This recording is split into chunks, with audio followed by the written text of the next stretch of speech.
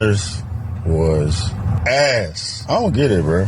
You would represent the black woman in that regard, this big fat black girl, but then have the white girl, the pretty white girl, the pretty motherfucker, and she's the reason why everybody got fucked up. Why would you have this big black fat girl be the representation of the black savior woman? Wait, yo, oh you never saw it? What's good, YouTube? This is KM.Little right here. We're gonna be watching Stevie Knight Center Review. Might be the most racist ever. If you know about Stevie Knight, and he be having little coon takes, but he is still in support of black people. He just don't like ghetto shit and stuff like that. And he don't like when white people are made bad, and he just don't like. He's one of them black people that get offended by black pride. You know what I'm saying? He's one of those type of black people. But let's get into the video, see what Stevie Knight got going on. This was ass. I don't get it, bro. You would represent the black woman in that regard, this big fat black girl, but then have the white girl, the pretty white girl, the pretty motherfucker, and she's the reason why everybody got fucked up. I didn't even know a review this embarrassing, anti-black, and just wrong even existed until my live stream the other night. We're gonna take everything that we know to date, and then I'm gonna play a clip from his Sinners review. Bro, why would you have this big black fat girl be the representation of the black savior woman? Wait, yo, oh you never saw it? And of course it came from Stevie Knight. Coon, bootlicker, coconut, Uncle Tom, sellout. Now, there are two things I've always loved. That's black films and horror films. I grew up watching Spike Lee joints, Freddy, Jason, and Candyman equally. So Sinners, to me, is a cinematic masterpiece. A historical dive into the Deep South, the time when KKK was still a real threat. Prohibition was turning gangsters into millionaires. And black folks weren't enslaved anymore, but weren't really free because they were still trapped in the cotton fields as sharecroppers. With Ryan Coogler, one of the greatest directors of our generation, behind the camera, the same man who gave us my favorite and one of the most iconic Marvel villains ever, killed just to get here. I took life from my own brothers and sisters right here on this continent, and all this death just so I could kill you. And Michael B. Jordan, who's basically become this generation's Denzel mixed with Will Smith. And you've got one of the best films of the year and one of my favorite films of all time. Now, I get it if there are a few things here or there that someone might not like about Sinners. I had a couple critiques myself as I shared in my live stream about the movie. The second act really slows down. The first, it's on a roll, like everything is getting set up. You're figuring out the personalities of the twins. It was just real. Like, you got to see who they were. You got to see all the side characters and their relationships. I wish the head vampire was fleshed out a little bit more. This dude was super entertaining. He was menacing. He was scary. He was mysterious. But for anyone to outright hate a film with gorgeous cinematography, a haunting soundtrack, strong performances, and a story that weaves together brotherhood, love beyond death, vampire lore, and one of the most powerful scenes in cinema history, that says more about them as a person than it does about the movie. It's racist, bro. But then again, are we really surprised that a review like that came from Stevie Knight? But I'm Jew. Welcome to the channel. Please like and share the video. Don't forget to sub. Now, let's get into it. After watching that clip that I shared from the live stream, I had to go back and watch this full review. Even the title, Sinners is Trash, is crazy. I went to go see the Sinners last night. Trash. Hey, so disappointed. Sinners was ass. I don't get it, bro. I wonder, does his interracial relationship play a part in how much he didn't like the movie? Because Haley Steinfeld, who's mixed in real life, I think she's Jewish, black, and Filipino, played Mary in the film, who really ended up being one of the ways that the vampires ended up getting into the juke joint. Which I would assume for a lot of viewers, they wouldn't like Mary because of that. But we get it. We get it. But, it was made for a reason. It was made for black people. But that movie was fucking trash. I'm so disappointed. That movie was butt cheap. Yeah, and then why y'all gassed it? Gas. That movie for was... what? It was not good. And we thought we was the only ones, but then I went to the bathroom and I was talking to bros that just watched it, and they was confused as shit. That's absolute cap. There was nothing confusing about that movie. And even if they said they didn't like the movie, fair enough. Films are subjective, just like music is. Not everyone likes the same things. But to call a movie that amazing, that well-reviewed trash is just crazy. I don't want to come across as I'm...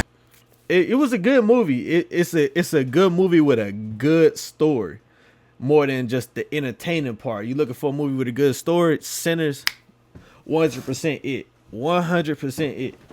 Amazing story with amazing movie with amazing story. But is it anything dealing with race? No.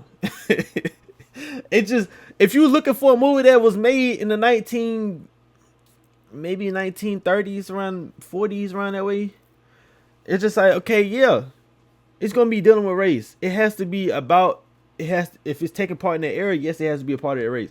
I mean, a part of that time. But the white girl that was a part of the movie, her mom raised 2 black men, had nothing to do with race at all. He was mad that it was a black woman that really wasn't too attractive. She was not a main character in the story either. She was a side character that she was sleeping with Michael B. Jordan. And he, in his head, he got Michael B. Jordan up here, and he got the black woman down here.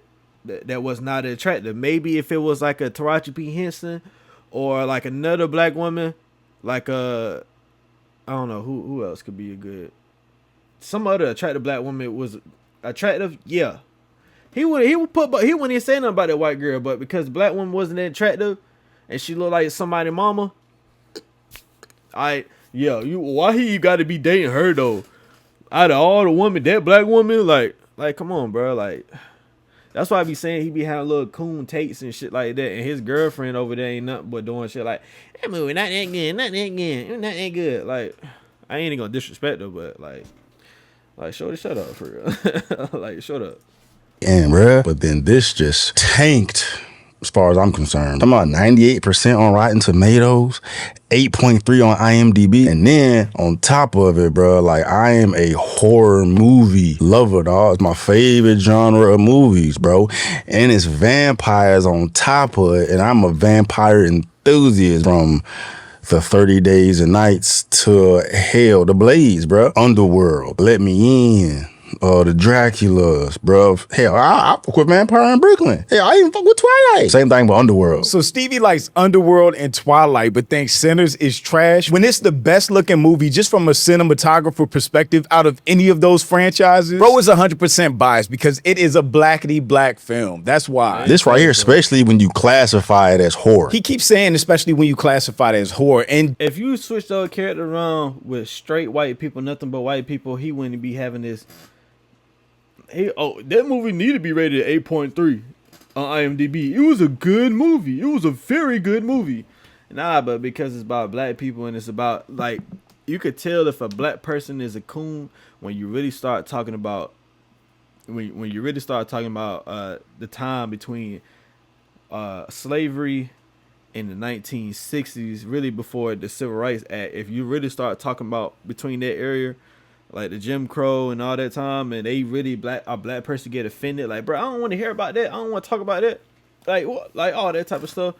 You can tell that they're a coon. In general, vampire movies are classified as horror. Interview with the Vampire is classified as a horror movie, even though it's not really a horror movie. It's a vampire movie. I think vampire movies exist in their own genre of films, but on a general basis, they're still seen as horror films. It's really in the same vein as From Dusk Till Dawn, the Quentin Tarantino movie, where it's a bunch of different genres mashed up in there, but at the end of the day, it's a vampire movie, which makes it a horror. Can't nobody come up with no fresh ideas, new scripts. I feel like they keep recycling the same type of plot. Sinners was 100% a fresh idea, a new script, its own IP, not a franchise or a sequel. A new story, new location, new characters, with very deep vampire lore. You know what I'm talking about? I heard people getting up and clapping after. I'm like, to a horror movie? Does Stevie Knight like Black Panther? Because he seems like the type of person that probably hated on Black Panther and its success too. Which is funny if he did, because that was another black focused movie made by Ryan Coogler. Like, maybe it's just us, because we often find ourselves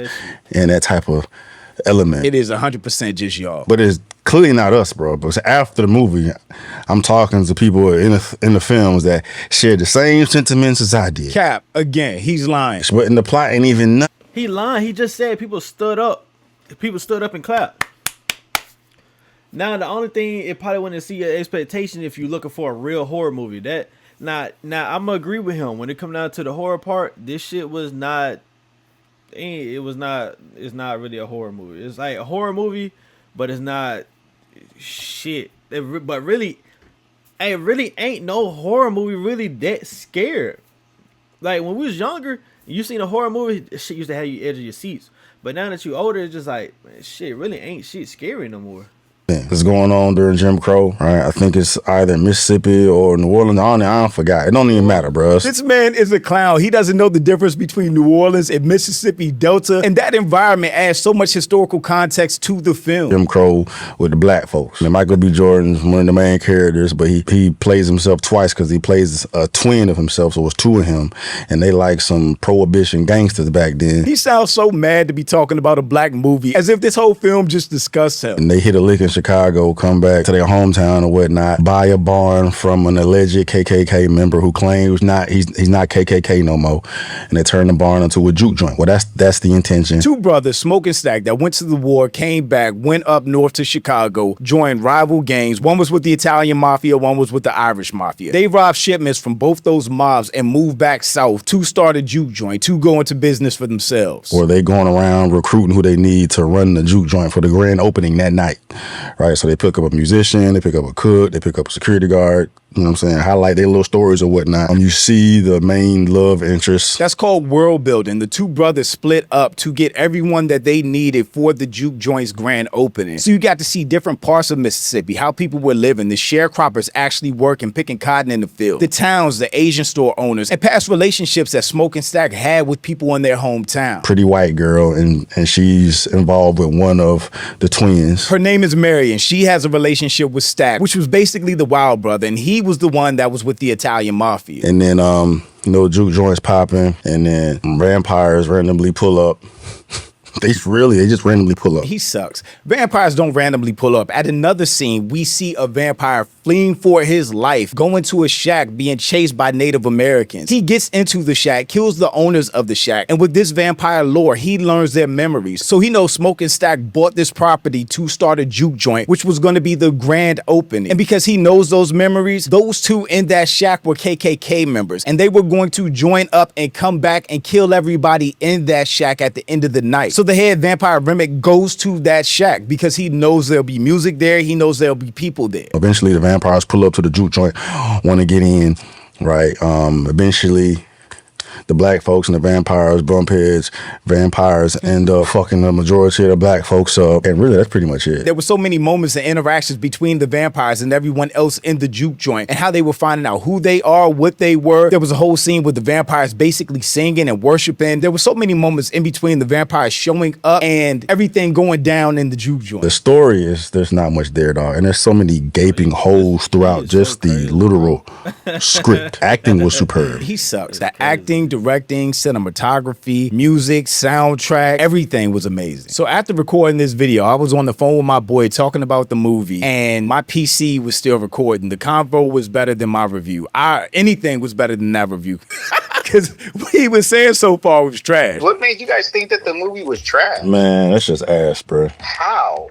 In what regard? I don't know why he's friends with Stevie Knight. As far as executing a horror film, including vampires, they dropped the entire ball on that. Yeah, no, I told you that. Remember, I said it's not about the vampires. I know it's not about the vampires, but if we're going to use vampires, you got to do it right. Do it right in what regard, and how did they drop the ball? Because it had very important vampire lore in there that I wish we got to see even more of. Even with Remick, there was a lot of vampire lore there, especially old school vampire lore, where after you get bitten, all of them are connected with their thoughts like a hive mind. Religious stuff didn't hurt them, but the steak and garlic and stuff like that still did. One of the old school rules that I really liked about this movie, vampire-wise, is they couldn't just go into a house or somewhere else to kill somebody. They literally had to be invited in, which is a super old school vampire rule. So I think there was a lot of lore and a lot of stuff to like just when it came to the vampires. When Michael B. Jordan and his vampire brother, twins, are fighting, that don't happen in the vampire world, bro. You can't have hand-to-hand combat with no vampire, bro. He'll rip your fucking arms off and shove them up your ass. That shit wasn't believable. It was very clear the whole movie that Stack did not want to hurt his brother Smoke. Just like Stack and Mary were emotional and hurt after Smoke killed Annie after she was bitten, because they wanted them to join. And if those are the rules that you're standing by, then again, I guess you're saying From Dusk Till Dawn was a bad movie and didn't make sense, because they had a whole standoff in that movie where the humans fought the vampire. Bruh. I think bruh, it's just, I don't know, man. Like, I like Stevie Knight. I watch his videos. Not gonna lie, I do watch his videos. It's not like I don't like the dude. It's a lot of people I don't really like. It's like Myron. I watch Myron videos. Myron always got the little coon takes too, though. But at the same time, I mean, only people I really just cannot watch is like Hodge twins. They just be going overboard with like the coonery. Like they just go overboard with it. And I just can't sit there and listen to that shit. I don't know how another black person can be on a podcast with them, just listen to them just down black people 20 like a video don't even have to be about black people. It could be literally a white person doing some racist shit, or a white person just doing just some crazy ass shit. Somehow a black person get dragged into it, and I literally just cannot sit there and watch their videos. I just can't. It's hard for me to sit there and listen to that shit, cause it's just like, damn, we ain't got shit to do with this video. You gonna bring a black person into it. But yeah, man, if y'all like this video right here, make sure you like, comment, subscribe, and I'm out. What's good, people? This is KM.Little right here. Thank you for watching this video. In this clip right here, I am showing you my different YouTube channels. They are in the link in the description. If you like this video, I'm pretty sure you will love my other channels. Also, thank you. Like, comment, subscribe, and we out.